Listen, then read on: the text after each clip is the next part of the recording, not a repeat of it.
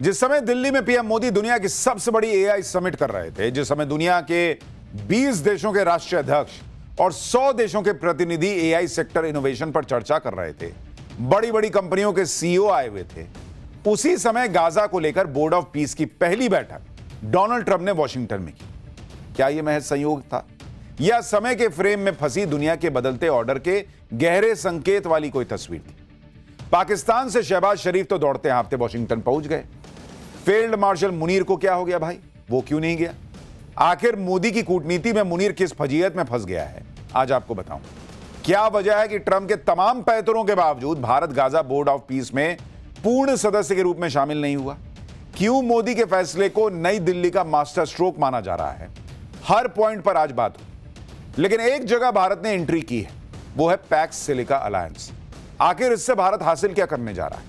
क्यों यह बात एक्सपर्ट कह रहे हैं कि भारत शानदार और बेहद सिलेक्टिव तरीके से ग्लोबल बिसात पर अपनी चालें चल रहा है? आज की एक्स्ट्रा क्लास में इन सारे बातों पर आपको विस्तार से रिपोर्ट दिखाऊंगा, लेकिन पहले ये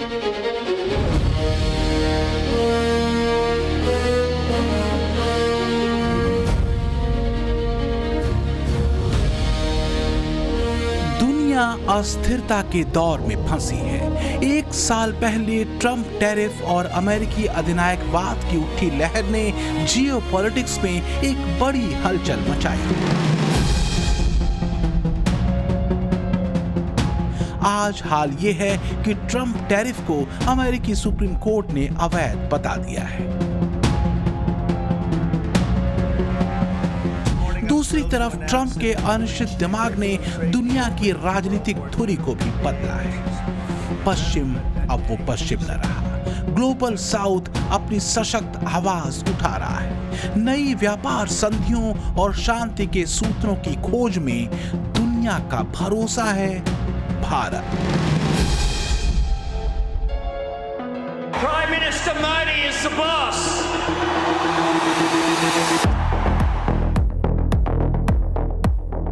तो चैप्टर यहीं से शुरू होता है आज का दोस्ती, डिप्लोमेसी, डील और ट्रस्ट का चैप्टर।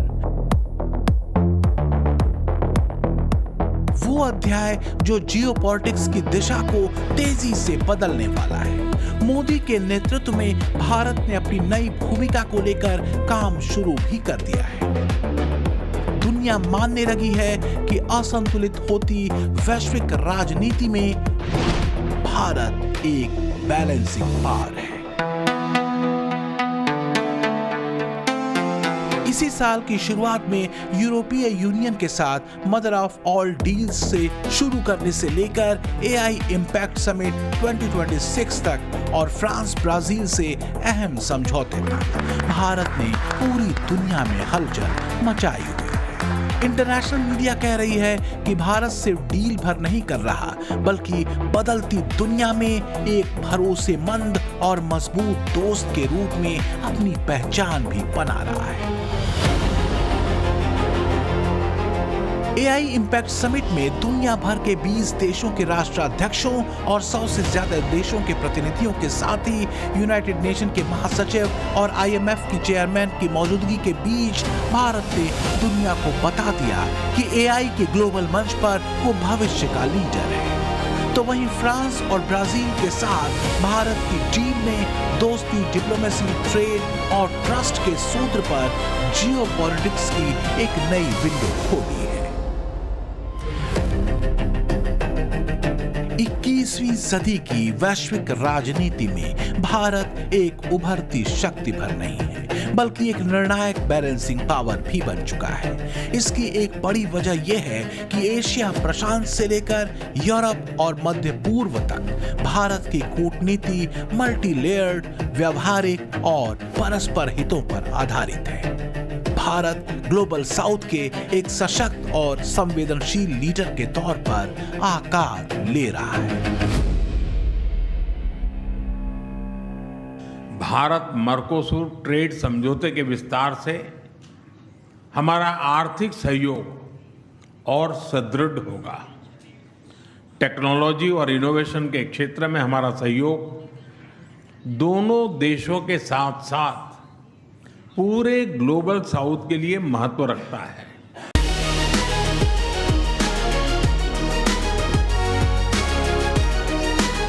इस बीच एक बड़ी घटना अमेरिका में घट चुकी है। ट्रंप परेशान है।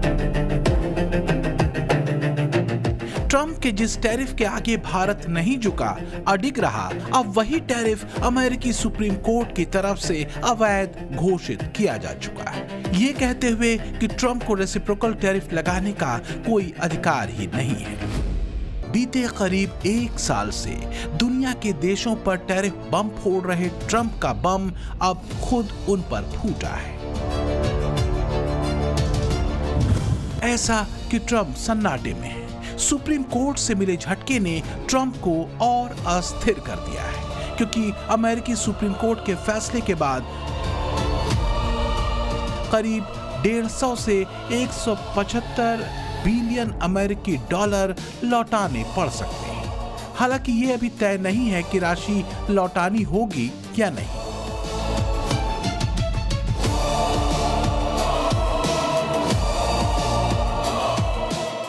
सवाल यह है कि भारत अमेरिका ट्रेड डील में ट्रंप टैरिफ पर आए फैसले के बाद क्या कोई असर पड़ेगा।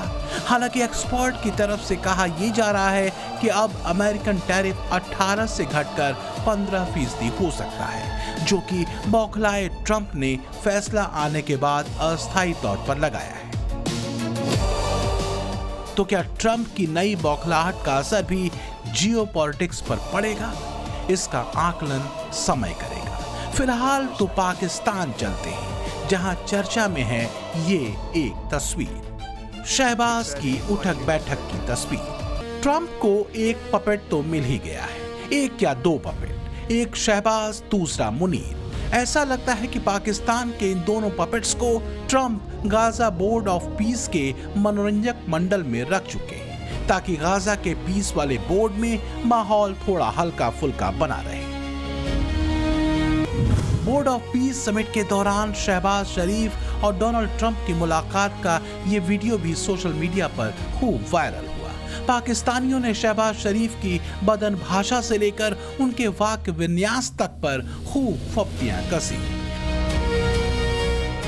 इस वीडियो में शहबाज ट्रंप से हाथ मिलाने की कोशिश करते हैं, लेकिन ट्रंप शहबाज के कंधे पर हाथ रखकर उन्हें ऐसे खींच रहे हैं जैसे कोई उनसे गले मिलने के लिए गिड़गिड़ा रहा। वैसे तो शहबाज की हाइट ट्रंप से कम है, लेकिन इस वीडियो ने पूरे पाकिस्तान के कद को दुनिया के सामने घटा दिया। पाकिस्तानी अपने प्राइम मिनिस्टर शहबाज शरीफ की हरकतों पर फायर हैं। पाकिस्तानी कह रहे हैं कि दुनिया के हर मंच पर आखिर भिखारी वाली बदन भाषा और भाव के साथ शरीफ और उनके फील्ड मार्शल क्यों खड़े हो जाते हैं। यही वजह है कि मुनीर ने गाजा बोर्ड ऑफ पीस में जाने से कन्नी काट ली कि बम अगर आगे कभी फूटे भी तो शहबाज पर, क्योंकि बम फूटना तो तय है। अगर सेना भेजी तो पाकिस्तान के भीतर, और अगर नहीं भेजी तो ट्रंप फोड़ेंगे। कुल मिलाकर न मुनीर बचने वाला है और न ही शहबाज। दरअसल मुनीर और शहबाज ट्रंप के ऐसे ट्रैप में फंस चुके हैं जहां एक तरफ कुआं है तो दूसरी तरफ खाई। गाजा बोर्ड ऑफ पीस न मुनीर एंड शहबाज से उगला जा रहा है, ना ही निगला जा रहा है। फजीहत ऐसी कि आगे बढ़े तो मरे, पीछे पलटे तो मरे। अब आप सोचिए जरा, गाजा बोर्ड ऑफ पीस में पाकिस्तान की भूमिका क्या होगी? भाई पैसे तो है नहीं कि गाजा के विकास के लिए दे दोगे, अपना विकास कर ही नहीं पा रहे। शहबाज तो इस चक्कर में बोर्ड ऑफ पीस की बैठक में पहुंचा था कि क्या पता लेने देने में $150 उनकी जेब में गिर जाएं, खर्चा चल जाएगा। इसे समझिए ऐसे कि बोर्ड ऑफ पीस में अमेरिका के अलावा शामिल 9 मुस्लिम देशों ने गाजा विकास के लिए $7 अरब की राशि देने की घोषणा की। जिन देशों ने यह पैसे देने का वादा किया है उनमें कजाकिस्तान, अजरबैजान, संयुक्त अरब अमीरात, मोरक्को, बहरीन, कतर, सऊदी अरब, उज्बेकिस्तान और कुवैत का नाम शामिल है। अब आप ये बताइए कि पाकिस्तान क्या करेगा? जिसको खाने के लाले पड़े वो पैसा कहां से देगा? पिछले दिनों शहबाज शरीफ को आपने सुना ही था कि वो खुद ही बता रहे थे कि कैसे भीख मांगने के लिए हर जगह चले जाते हैं तो नजरें झुकानी पड़ती हैं।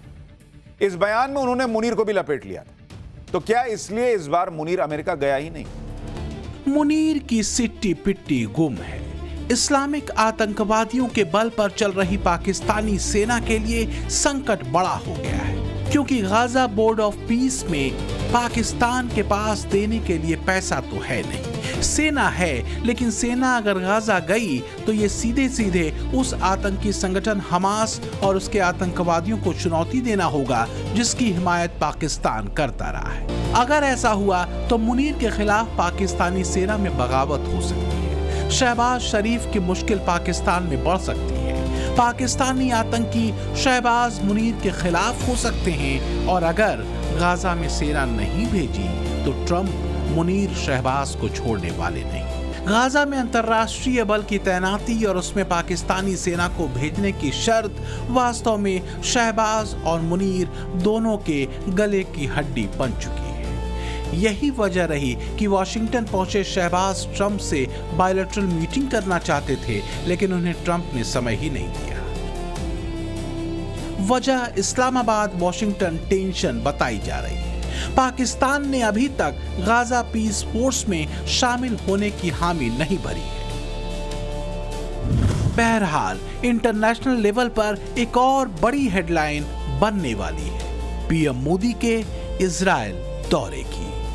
एक जबरदस्त, शक्तिशाली और संवेदनशील रिश्ता है भारत और इजराइल का, दोस्ती, भरोसे और व्यापार का। 25-26 फरवरी को पीएम मोदी दूसरी बार इजराइल के दौरे पर होंगे। इससे पहले पीएम मोदी 2017 में इजराइल पहुंचे थे। रक्षा संबंधों के नजरिए से पीएम मोदी का इजराइल दौरा बेहद अहम है। रक्षा समझौतों में बैलिस्टिक मिसाइल रक्षा प्रणाली, लेजर हथियार, लंबी दूरी की स्टैंड ऑफ मिसाइलें और ड्रोन का संयुक्त विकास शामिल है।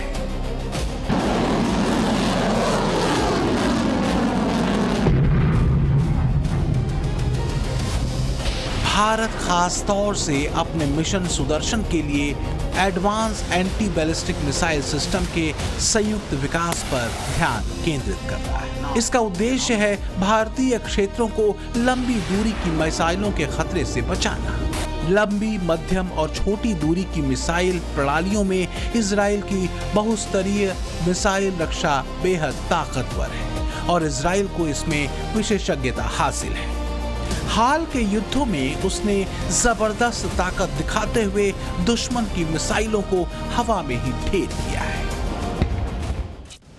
अमेरिका ट्रेड डील के बाद अगर कुछ लोग ये सोचकर बैठे हैं कि भारत अमेरिका के संबंध अब पुराने दौर में लौट चुके हैं, तो इस सोच को जितनी जल्दी बदल दिया जाए उतना अच्छा है। क्योंकि सच यही है कि पीएम मोदी बहुत धैर्य के साथ कूटनीतिक रूप से सधी हुई चालें चल रहे हैं। ट्रंप हर मंच से मोदी को अपना दोस्त बताते हैं, हर मंच पर मोदी का जिक्र करते हैं, पर नरेंद्र मोदी ने एक मित्र के तौर पर बहुत सधी हुई प्रतिक्रियाएं ऐसे बयानों पर दी।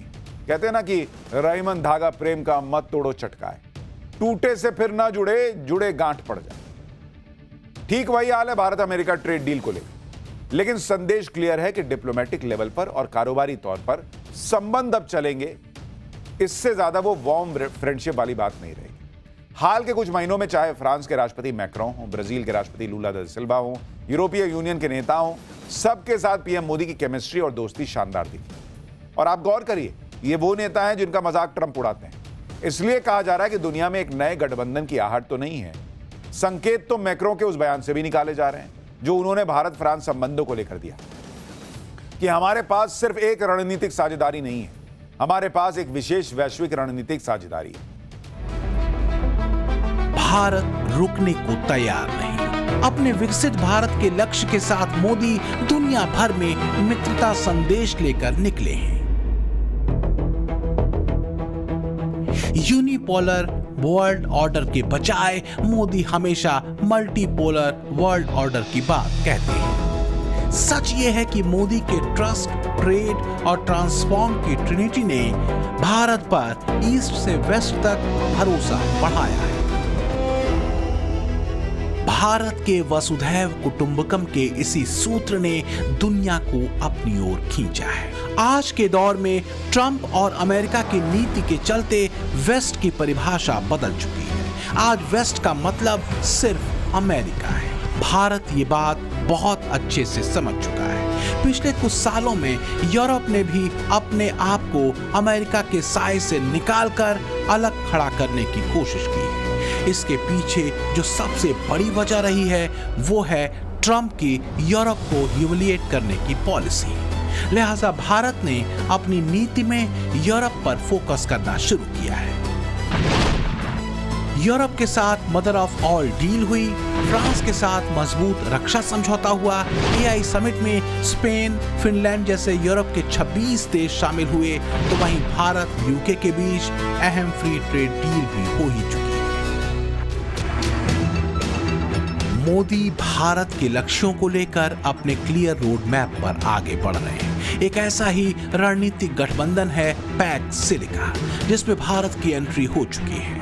भारत की अगुवाई वाले इस संगठन के जरिए क्रिटिकल मिनरल और परमानेंट मैग्नेट की सप्लाई चेन को बनाए रखने का लक्ष्य है। माना यह जा रहा है कि पैक्ट सिलिका क्रिटिकल मिनरल और परमानेंट मैग्नेट की सप्लाई चेन को बनाए रखने में एक अहम भूमिका निभा सकता है। इस संगठन के बनने के बाद चीन की क्रिटिकल मिनरल और परमानेंट मैग्नेट की मोनोपोली पर असर पड़ेगा। पैक्ट सिलिका पहल क्रिटिकल मिनरल्स, सेमीकंडक्टर और एआई से जुड़ी ग्लोबल सप्लाई चेन को बनाए रखने में मील का पत्थर साबित हो सकता है। इसमें अमेरिका, जापान, दक्षिण Korea, Australia, Greece, Israel, Qatar, Singapore, United Arab अमीरात और यूनाइटेड किंगडम जैसे देश शामिल हैं। अब इसमें भारत भी शामिल हो चुका है। आधुनिक विश्व को चलाने के लिए जिस प्रोसेसिंग पावर की जरूरत है, उसमें भी भारत अब दुनिया के टॉप देशों के साथ आने का प्रयास कर रहा है। यानी भारत सॉफ्टवेयर और हार्डवेयर दोनों पहलुओं पर एक साथ काम कर रहा है। भारत के इसी विजन पर दुनिया का भरोसा बढ़ा है। यही भरोसा बदलते ग्लोबल ऑर्डर में भारत की पहचान को और मजबूत कर रहा है। जियोपॉलिटिक्स में भारत एक प्रभावशाली कूटनीति, स्थायी और तेज अर्थव्यवस्था, रक्षा क्षेत्र में बढ़ती आत्मनिर्भरता, टेक्निकल इनोवेशन और ग्लोबल साउथ की दमदार आवाज के तौर पर अपनी लीडरशिप की दावेदारी रखता है। एक दशक में भारत ने दुनिया के मंच पर अपनी तस्वीर बदली है। बदलते ग्लोबल ऑर्डर, युद्धों और ट्रेड प्रतिस्पर्धा से बने अविश्वास के माहौल में भारत एक उम्मीद की तरह है, एक भरोसेमंद दोस्त भी, एक विश्वसनीय पार्टनर भी और मुश्किल दौर में दुनिया को जोड़ने वाला एक अहम केंद्र भी। इसलिए दुनिया कहती है कि नया भारत मोदी नीति की सबसे मजबूत तस्वीर है। Bureau report, times now, Navbharat. पाठशाला की एक्स्ट्रा क्लास में अब नेक्स्ट चैप्टर। प्रधानमंत्री मोदी बार बार रिफॉर्म, परफॉर्म और ट्रांसफॉर्म की बात करते हैं और संकल्प की इसी कसौटी पर कसकर भारत आज नेक्स्ट लेवल का परफॉर्मेंस दे रहा है। रोज नए नए इतिहास रच रहा है। कल ही नई दिल्ली में एआई समिट का समापन हुआ, जिसमें भारत के एआई सुपर पावर बनने की झलक दिखी। और इसी समिट के करीब भारत और फ्रांस के बीच एक ऐसा करार हुआ जिससे बनते सशक्त भारत में एक नया चैप्टर जुड़ गया। फ्रांस और भारत की इस डील से मुनीर और शहबाज की नींद उड़ी हुई होगी। अमेरिका और चीन जैसे देश अलर्ट मोड में होंगे। लाहौर से इस्लामाबाद तक अभी से ही ये कमेंट्री चलने लगी है कि बॉस खरीदे हुए राफेल से ही भारत पाकिस्तान का भूत बना देता था। अब तो भारत में राफेल की फैक्ट्री लगने वाली है, तो पाकिस्तान का क्या ही होगा। पाकिस्तान में अलग लेवल का खौफ चल रहा है और ये हम नहीं कह रहे, वहां के लोग ही कह रहे हैं। देखिए स्पेशल रिपोर्ट।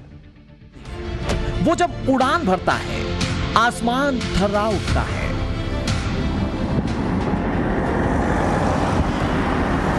उसकी गरज से कायनात कांप उठती है। वो जो सरहद की ढाल है, दुश्मन का काल है। उसी राफेल से एक बार फिर से पाकिस्तान खौफ से बेहाल है। भारत में ही बनेंगे राफेल, पाकिस्तान में खौफ का ब्रेक फेल। हिंदुस्तान की सरहद का ढाल, पाकिस्तान डर से बेहाल। जिन्नापुर में डर है, 2026 में भी मई वाला मंजर है। बॉर्डर पार के आतंकी मुल्क में इन दिनों ऐसी ही दहशत है। लाहौर, कराची से लेकर पेशावर तक एक ही बहस हो रही है। 26 की फरवरी में पाकिस्तानियों को 25 की मई वाला डर सता रहा है। वैसे तो पाकिस्तान राफेल के नाम से ही घबराता है। ऑपरेशन सिंदूर के बाद राफेल का जिक्र आते ही पाकिस्तान के हुक्मरानों से लेकर फर्जी फौजी जनरल और पाकिस्तान के पाले पोसे आतंकी बिलों में दुबक जाते हैं। लेकिन पाकिस्तान में इस वक्त क्यों राफेल से बारूद बरसने का खौफ है, ये जानना जरूरी है। असल में रक्षा मंत्रालय की डिफेंस एजुकेशन काउंसिल ने भारतीय वायुसेना के लिए 114 लड़ाकू विमान देश में बनाने की मंजूरी दी थी। ये मेगा डील 3,60,000 करोड़ की होगी। इस मेगा डील के तहत भारत 114 अतिरिक्त राफेल लड़ाकू विमान खरीदने जा रहा है। डील के मुताबिक 18 जेट फ्रांस से तैयार हालत में आएंगे, बाकी 96 जेट्स को भारत में असेंबल किया जाएगा। यानी दुनिया का सबसे घातक लड़ाकू विमान अब भारत में ही तैयार होगा। यह देश का सबसे बड़ा डिफेंस एग्रीमेंट है, जिसमें इंडियन एयरफोर्स की ताकत कई गुना बढ़ जाएगी। भारत और फ्रांस की दोस्ती देख पाकिस्तानियों को जिन्ना के मुल्क का स्याह मुकद्दर नजर आने लगा है। वैसे भी ऑपरेशन सिंदूर के दौरान राफेल लड़ाकू विमानों ने जिस तरह पाकिस्तान के पाले पोसे दहशतगर्दों के ठिकानों को कब्रिस्तान में तब्दील किया, उससे पड़ोस का आतंकी मुल्क अभी तक सदमे में है, जो अब और बढ़ने वाला है। पाकिस्तानी मानते हैं, जानते भी हैं कि जिस तरह जिन्ना के मुल्क की करतूतें हैं, उससे राफेल से बारूद पाकिस्तान पर ही बरसना है। इसीलिए मातम अभी से मनाया जा रहा है। ये तो शुरुआत है। जिस तरह से भारत की तैयारी है, उससे पाकिस्तान का परमानेंट पाताल में समाना तय है, क्योंकि फ्रांस ही नहीं, दुनिया का हर ताकतवर और तरक्की पसंद देश हिंदुस्तान के साथ है। अब इस साल जनवरी की ही बात कर लीजिए। रूस ने सुखोई 57 फाइटर जेट को लेकर कमाल का ऑफर दिया। कहा कि भारत के लिए Sukhoi 57E stealth fighter jet का पूरा पैकेज रेडी है। अगर ऑफर कबूल करते हैं तो राफेल से भी आधी कीमत पर रशियन फाइटर जेट्स मिल जाएंगे। इतना ही नहीं, रूस ने भारत को सुखोई 57 की पूरी टेक्नोलॉजी ट्रांसफर करने और लोकल प्रोडक्शन करने का ऑफर भी दिया। यानी भारत अपने देश में यह फाइटर जेट बना सकता है और उसे एक्सपोर्ट भी कर सकता है। अब ये जानिए कि रूस जिस Su-57 लड़ाकू विमान को लेकर इस तरह का ऑफर दे रहा है, वो कितना ताकतवर है। सुखोई 57 5वीं पीढ़ी का स्टेल्थ फाइटर जेट है, यानी आसानी से रडार में दिखाई नहीं देता। दुश्मन के एयर डिफेंस सिस्टम को चकमा देकर हमला कर सकता है। सुपरसोनिक स्पीड में उड़ सकता है। हाइपरसोनिक किंजल मिसाइल ले जा सकता है, जो कि आवाज से 10 गुना तेज उड़ती है। हिमालय जैसे इलाकों के लिए परफेक्ट है। 20,000 मीटर ऊंचाई तक ये जा सकता है। पायलट को 360 डिग्री व्यू मिलता है। बहुत तेजी से टर्न ले सकता है, जिसमें डॉग फाइट में, यानी कि आसमान में दुश्मन के लड़ाकू विमानों से सीधी लड़ाई में ये बहुत ताकतवर साबित होगा। और सबसे बड़ी बात ये कि विमान का रखरखाव भी काफी सस्ता है। एक और जरूरी बात ये कि भारत के पायलट्स को सुखोई 30 MKI का तजुर्बा है। उस हिसाब से सुखोई 57 भारतीय पायलट्स आसानी से उड़ा पाएंगे। और भारत को अपने एयरफोर्स को और ताकतवर बनाने की जरूरत भी है, क्योंकि देश की एयरफोर्स के लिए 42 स्क्वाड्रन मौजूद है। एक स्क्वाड्रन में 16 से 18 विमान होते हैं। लेकिन इसी साल सितंबर में MiG-21 फाइटर जेट को रिटायर कर दिया गया, जिसके बाद एयरफोर्स के सिर्फ 29 स्क्वाड्रन बचकर रह गए। 42 स्क्वाड्रन के हिसाब से बात करें तो देश को अभी 200 से ज्यादा फाइटर जेट्स की जरूरत है। और सरकार 2026 में इस कमी को हर हाल में पूरा करने का टारगेट बनाकर चल रही है। दूसरी तरफ पड़ोसी पाकिस्तान को देखें तो स्क्वाड्रन के मामले में वो अब अपने देश से बहुत ज्यादा पीछे नहीं है। पाकिस्तान एयरफोर्स फिलहाल 25 स्क्वाड्रन के साथ ऑपरेट हो रही है। इधर चीन के एयरफोर्स में स्क्वाड्रन की संख्या भारत से 2 गुना से भी ज्यादा है। यही वजह है कि सरकार लगातार नए लड़ाकू विमान खरीद रही है। फ्रांस से और राफेल खरीदे जा रहे हैं और इसीलिए पाकिस्तान में खौफ गजब का है। पाकिस्तान में ये परमानेंट रोना है, जो अब जिन्ना के मुल्क के वजूद खत्म होने के बाद ही थमेगा, क्योंकि हिंदुस्तान अब धरती, आसमान और समंदर तीनों जगहों से दुश्मन के ठिकानों पर परमाणु हमला करने की क्षमता से पूरी तरह से लैस होगा। जानना चाहते हैं कैसे? तो सुनिए। 2 स्टेज वाली K4 मिसाइल के पहले भी कई परीक्षण समुद्र के भीतर सबमर्सिबल प्लांटून प्लेटफॉर्म से किए जा चुके हैं, लेकिन यह पहली बार था जब K4 बैलिस्टिक मिसाइल को INS अरिघात से दागा गया। असल में INS अरिघात देश की दूसरी स्वदेशी पनडुब्बी है, जिससे बैलिस्टिक मिसाइल दागी जा सकती है। 6000 टन वजनी ये पनडुब्बी परमाणु ऊर्जा से चलती है और परमाणु हथियार वाली बैलिस्टिक मिसाइलों को ले जाने में सक्षम है। इस पनडुब्बी को 29 अगस्त 2024 को भारतीय नौसेना में शामिल किया गया था। इस सबमरीन का एंड्योरेंस कमाल का है और हफ्तों या यूं कहिए कि कई महीनों तक समंदर के अंदर रह सकती है। आईएनएस अरिघात से K4 मिसाइल के कामयाब परीक्षण ने साबित कर दिया कि भारत जल थल नभ से परमाणु हमला करने में सक्षम है और ये खबर चीन और पाकिस्तान जैसे मुल्कों की नींद उड़ाने वाली है। अब जरा K4 बैलिस्टिक मिसाइल की ताकत भी जान लीजिए। इस मिसाइल की रेंज करीब 3500 किलोमीटर है। कुछ रिपोर्ट्स में 3000 से 4000 किलोमीटर तक भी ये रेंज बताई जाती है। मिसाइल की लंबाई 12 मीटर, डायमीटर 1.3 मीटर है। इसका वजन करीब 17 से 20 टन है। पेलोड की बात करें तो 2 टन वजन तक परमाणु वॉरहेड ये ले जा सकती है। मिसाइल 2 स्टेज वाली सॉलिड रॉकेट या यूं कहें कि ठोस ईंधन से चलती है। पानी के नीचे से लॉन्च की जा सकती है। 3D मैन्यूवर करने में सक्षम है और बैलिस्टिक मिसाइल डिफेंस से भी आसानी से बच सकती है। K4 बैलिस्टिक मिसाइल टारगेट पर सटीकता से हमला करती है। 2025 में देश के डिफेंस सेक्टर ने ऐतिहासिक कामयाबी हासिल की। भारत अमेरिका और चीन के बाद एशिया का सबसे बड़ा डिफेंस पावर बन चुका है। ऑस्ट्रेलिया के थिंक टैंक लोबे इंस्टीट्यूट ने एशिया पावर इंडेक्स 2025 में भारत की रक्षा ताकत का लोहा माना और कामयाबी का यह सिलसिला 2026 में भी जारी रहेगा। भारत ने मार्च 2026 तक डिफेंस एक्सपोर्ट में 30,000 करोड़ तक पहुंचने का टारगेट रखा है, जिसके 2029 तक 50,000 करोड़ पहुंचने की उम्मीद है। 2026 दिसंबर तक डोमेस्टिक डिफेंस प्रोडक्शन के वैल्यू को 1,60,000 करोड़ से ज्यादा करने का टारगेट रखा है। इसे भी 2029 तक 3 लाख करोड़ तक पहुंचाने का टारगेट है। सरकार चाहती है कि 2027 तक हथियारों में 70% आत्मनिर्भरता हासिल कर लें। यही वजह है कि वित्त वर्ष 2025 में 92% कॉन्ट्रैक्ट घरेलू कंपनियों को दिए गए। भारत 3 कैडेट ट्रेनिंग जहाजों की डिलीवरी 2026 में शुरू करने वाला है। इसके अलावा एडवांस आर्टिलरी गन सिस्टम की टेस्टिंग भी अप्रैल 2026 तक पूरा होने की उम्मीद है। S-400 एयर डिफेंस सिस्टम की बची हुई सभी यूनिट्स 2026 में मिल जाएंगी। भारत को अब तक 4 में से 3 स्क्वाड्रन मिल चुके हैं। कुल मिलाकर भारत दुश्मनों की हर चाल से निपटने के लिए अपनी तैयारियों को पूरी रफ्तार से आगे बढ़ा रहा है और डिफेंस के मोर्चे पर आत्मनिर्भर भारत का अभियान तेजी से आगे बढ़ रहा है, जिसकी तस्दीक फ्रांस के साथ 114 राफेल फाइटर जेट की मेगा डील को मंजूरी करती है। साफ है कि आने वाले दिनों में चीन और पाकिस्तान जैसे नापाक मुल्कों की हर साजिश का उसी भाषा में जवाब दिया जाएगा जिसे माओ और जिन्ना के मुल्क अच्छी तरह से समझते हैं। For more of such videos, do like, share and subscribe to ET Now Swadesh.